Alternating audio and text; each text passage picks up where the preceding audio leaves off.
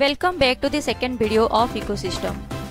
In the part 1 video, we have discussed the biosphere and the types of ecosystem. In this video, we will discuss the interactive components of an ecosystem. How biotic factors like light, temperature, water, air, soil and humidity affect life. Let us discuss in detail. An ecosystem which constitutes both the biotic factors and the abiotic factors. The combination of biotic components and abiotic components form an ecosystem. This is depicted in this figure. The green plants which require carbon dioxide to carry out photosynthesis, and the source is human beings and the animals which release carbon dioxide during respiration. Whereas both animals and the plants, those require oxygen which is abiotic for their respiration. So in an environment like this, biotic and abiotic components are always interacting. The abiotic components, which includes light, which is one of the factors, and sun is the ultimate source of light energy, and the sunlight which is required by the green plants to carry out photosynthesis, and in this process food is synthesized. The intensity of light has a great influence on the organisms. In case of chrysanthemum flower, which always grows in bright light, like that poppies also grow in bright light, whereas the ferns which prefer always the shady places. But in case of animals, vitamin D is essential, and this vitamin D can be synthesized by the skin in presence of sunlight. Next factor is temperature. The survival of plants and animals depend upon the range of temperature between 0 degrees centigrade to 50 degrees centigrade. And each organism has a temperature tolerance range that is different, that varies from organism to organism. In case of pine, which grows best in the cold climate, but watermelons grow best in summer season. That means it requires more temperature. Plant activities like transpiration, that means the loss of water from the plant body, and also photosynthesis, those are also affected directly by the temperature. And during winter season, as the temperature falls, the rate of transpiration and photosynthesis are affected.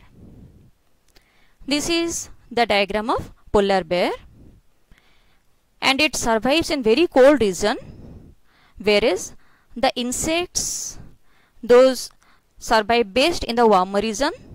Also the frogs, they survive best in warmer regions. The reptiles, which includes the snakes and the lizards, they also show variability in their activity during the winter season. They become inactive during the winter season and they undergo a winter sleep, that is known as hibernation. Water, how it is important? It helps the organisms to grow and survive.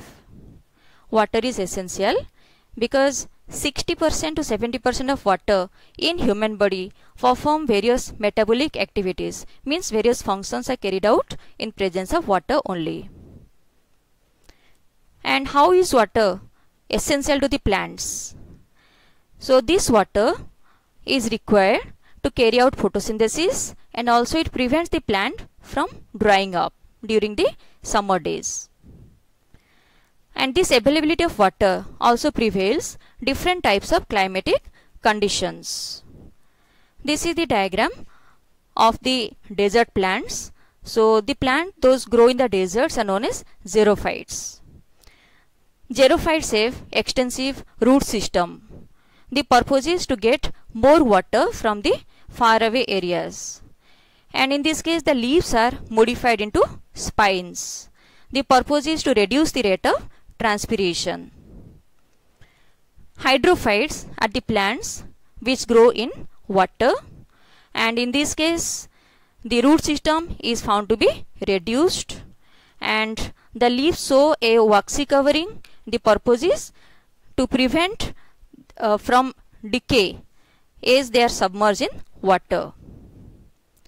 Desert animals like the camel and kangaroo, they need very less water and they can survive in warm climate. Air. It contains oxygen that is essential to carry out respiration. Oxygen is essential both to the plants and animals to carry out respiration.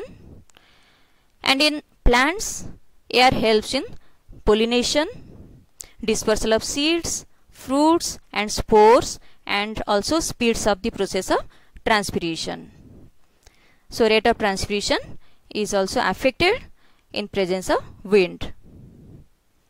It provides a medium for locomotion of the birds. The birds can fly only if air is present in the atmosphere. It regulates the temperature on the earth, because if there is excess temperature that is absorbed by the air, so heat is reduced and it becomes now cool. On the other way, air does not allow the heat of the earth to escape and protects us from freezing nights. Soil. This is the vertical section of the soil, and this soil houses a large variety of living organisms. You can see in the picture, this is the burrowing animal, the earthworm, also the fungi and bacteria, those are living in the soil. Whereas the plants which require the minerals, and the minerals are available in the soil. So minerals enter into the plant body through the root system, and the animals get these minerals from the plants directly or indirectly as they eat the plants. Humidity. What is humidity? The amount of water vapor present in the atmosphere is known as humidity. So this humidity affects the rate at which water evaporates from the surface of organisms. Like transpiration, means if the atmosphere is humid, the rate of transpiration is reduced. Like that, it affects sweating in case of animals. So this is all about this video. In the next video, we will discuss the biotic components of an ecosystem. Till then, stay tuned. Goodbye.